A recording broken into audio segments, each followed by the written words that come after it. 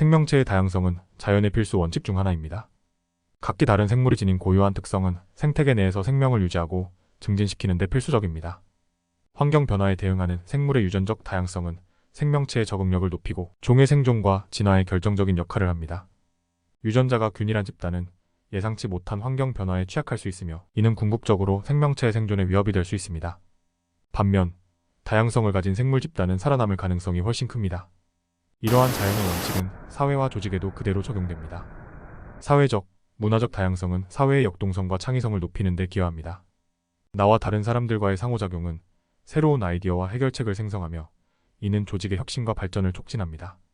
나와 다름을 감정적 불편함의 원인으로 보기보다는 다양한 관점과 경험에서 배울 기회로 인식하는 태도가 중요합니다. 다양성을 포용하고 존중하는 문화는 개인과 집단의 성장을 촉진하며 다양한 도전에 효과적으로 대응할 수 있는 능력을 키웁니다. 다양성의 증진은 단순히 이질적인 요소들을 모으는 것을 넘어서 그 차이를 인정하고 존중하는 포용성을 바탕으로 합니다. 포용성이 높은 사회와 조직은 다양성을 그들의 강점으로 삼아 보다 포괄적이고 유연한 대응 전략을 개발할 수 있습니다. 이는 경쟁력 있는 미래를 구축하는 데 결정적인 역할을 합니다. 결론적으로 다양성은 생명의 지속 가능성과 사회의 경쟁력을 높이는 근본적인 원동력입니다. 나와 다름을 포용하고 다양성을 존중하며 활용하는 방식으로 접근할 때 우리는 보다 건강하고 역동적인 생태계와 사회를 유지할 수 있습니다. 다양성을 통해 우리는 새로운 가능성을 탐색하고 더욱 포용적이고 혁신적인 미래를 향해 나아갈 수 있습니다. 비판과 칭찬 사이에서 균형을 찾는 것은 쉽지 않습니다. 하지만 우리가 비판을 받아들이는 방식은 자신의 성장과 발전에 결정적인 영향을 미칩니다. 비판을 받았을 때 감사를 표하고 그것을 성장의 기회로 활용하는 것은 큰 덕을 지닌 이들의 태도입니다. 비판이 때로는 우리를 선으로 이끌고 발전의 길을 제시하는 경우가 많습니다. 우리가 자신을 헐뜯는 말을 들을 때 그것을 개인적인 공격으로 받아들이지 않고 그 안에서 성장과 발전을 위한 피드백을 찾는다면 우리는 보다 빠르게 덕을 쌓고 지극한 선을 이룰 수 있습니다. 이는 우리가 자신에 대한 비판을 건설적으로 받아들이고 그것을 자신을 개선하고 발전시키는 도구로 활용할 수 있음을 의미합니다. 헐뜯는 말에 대한 대응은 개인의 성숙도와 내면의 힘을 반영합니다. 발끈하며 성을 내는 대신 비판을 받아들이고 그 안에서 배울 점을 찾는 것은 자기 자신에 대한 깊은 이해와 자신감을 필요로 합니다. 이러한 태도는 우리가 직면하는 어려움과 도전을 극복하고 더욱 성숙하고 지혜로운 인간으로 성장하는 데 필수적입니다. 따라서 우리는 비판을 성장의 기회로 삼아야 합니다. 비판을 통해 우리는 자신의 약점을 인식하고 이를 강점으로 바꿀 수 있는 기회를 얻습니다. 자신을 헐뜯는 이들에게 감사의 마음을 가짐으로써 우리는 성장과 발전의 길을 걸으며 자신의 덕을 더욱 키워나갈 수 있습니다. 이 과정에서 우리는 비판에 감사할 수 있는 깊은 내면의 힘과 지혜를 발견하게 됩니다.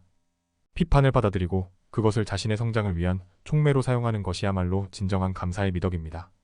아이젠하워 대통령의 이야기는 리더십의 본질을 단순하면서도 깊이 있게 보여줍니다. 리더십이란 단순히 명령을 내리고 지시하는 것을 넘어서 앞장서서 보여주고 필요할 때는 자신을 희생하는 자세에서 나옵니다. 실을 앞으로 당기는 행동은 리더가 앞장서 나아가야 한다는 것을 상징적으로 보여줍니다. 반면 실을 밀려고 할 때 그것이 움직이지 않는 것은 리더가 뒤에서만 지시하고 명령할 경우 팀의 동력을 잃게 됨을 의미합니다. 진정한 리더십은 솔선수범하는 데서 발현됩니다. 리더가 앞장서는 모습을 보여줌으로써 팀원들은 동기부여를 받고 리더의 행동을 따르려는 의지를 갖게 됩니다. 이는 리더와 팀원 간의 신뢰를 구축하고 공동의 목표를 향한 팀의 결속력을 강화시킵니다. 또한 리더의 자기희생은 팀원들에게 강력한 영향을 미칩니다. 리더가 개인의 이익을 뒤로하고 팀의 이익을 위해 희생할 준비가 되어 있을 때 이는 팀원들에게 감동을 주고 그들 또한 팀을 위해 더 많은 노력을 기울일 준비를 하게 만듭니다. 리더십은 부하 직원들에게 올바른 방향을 제시하고 그들이 그 방향으로 나아갈 수 있도록 격려하고 동기를 부여하는 것입니다. 리더 자신이 그 길을 걸으며 보여주지 않는다면 그 어떤 지시나 명령도 빛을 발하지 못합니다. 따라서 리더는 행동과 태도로 본보기를 보이며 팀원들에게 긍정적인 영향을 미쳐야 합니다. 리더의 솔선수범과 자기희생은 팀의 성공을 위한 근본적인 동력이며 이러한 자세가 진정한 리더십의 본질입니다. 실패는 흔히 부정적인 의미로 받아들여지지만 그 속에는 깊은 교훈과 성장의 기회가 숨어 있습니다. 도산위기와 같은 어려움을 겪은 발뮤다의 이야기는 실패가 큰 깨달음을 얻는 절호의 기회라는 사실을 입증합니다. 사람은 실패를 경험함으로써 진정한 강함을 얻고 실패를 통해 인생의 소중한 양식을 얻습니다. 실패를 멋진 경험으로 인식하는 태도는 우리가 직면한 문제와 위기를 새로운 관점에서 바라볼 수 있게 합니다.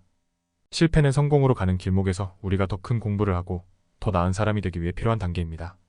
그 과정에서 우리는 자신만의 한계와 가능성을 시험하고 때로는 그 한계를 넘어서 새로운 경지에 도달할 수 있습니다.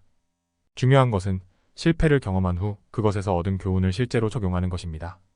실패는 우리에게 어떤 점이 부족했는지, 어떤 방식으로 개선할 수 있는지를 가르쳐 줍니다. 실패를 통해 얻은 교훈은 성공으로 가는 길을 밝혀주는 등불과 같으며, 이를 통해 우리는 더 큰 성공을 향해 한 걸음 더 나아갈 수 있습니다. 실패를 두려워하지 않고 그것을 받아들이며 교훈을 찾아내는 사람만이 진정한 성공에 다가갈 수 있습니다. 실패는 인생에서 불가피한 부분이며, 그 속에서 우리는 더 강하고 지혜로운 사람으로 성장할 수 있습니다. 따라서 실패를 인생의 양식으로 삼아 그것을 통해 배우고 성장하는 과정을 즐길 줄 아는 것이 중요합니다. 실패가 큰 교훈을 주는 순간, 그것은 더 이상 실패가 아니라 성장을 위한 필수적인 과정이 됩니다. 유능한 경영인의 가장 중요한 차질 중 하나는 결정을 적시에 내리는 능력입니다. 결정을 내리는 과정은 자주 어렵고 복잡하며, 완벽한 정보를 가지고 결정을 내릴 수 있는 경우는 드뭅니다. 하지만 결정을 미루는 것이 실패로 이어지는 주된 이유입니다. 실제로 결정 실패의 대부분은 잘못된 판단 때문이 아니라 필요한 순간에 결정을 내리지 못했기 때문입니다. 이러한 맥락에서 경영은 불확실성 속에서 최선의 성과를 만들어내는 게임이라고 할 수 있습니다. 정답을 찾는 것이 아니라 주어진 조건 속에서 가장 합리적인 선택을 하는 것이 경영인의 역할입니다. 때로는 완벽한 정보가 부족하더라도 불확실성을 받아들이고 결정을 내리는 용기가 필요합니다. 이는 합리적이고 정확한 의사결정보다도 중요할 수 있습니다. 결정을 적시에 내리는 것은 성공적인 경영의 핵심입니다. 지체 없이 결정을 내리는 것이 때로는 실패의 위험을 감수하는 것을 의미할 수도 있지만, 이러한 결정이 조직을 발전시키고 새로운 기회를 창출하는 원동력이 됩니다. 또한 과감한 의사결정은 팀원들에게 확신과 동기를 부여하고 변화와 혁신을 추진하는 데 필수적입니다. 따라서 유능한 경영인은 불확실성을 두려워하지 않고 필요한 순간에 과감하고 신속한 결정을 내릴 줄 아는 사람입니다. 이러한 결정은 조직의 미래를 형성하고 경쟁에서 우위를 차지하는 데 결정적인 역할을 합니다. 결국 적시성은 결정의 진정한 가치를 드러내며 유능한 리더십의 핵심 요소로 자리 잡습니다. 오늘도 구독과 좋아요로 함께 성장해 나가길 기대합니다. 감사합니다.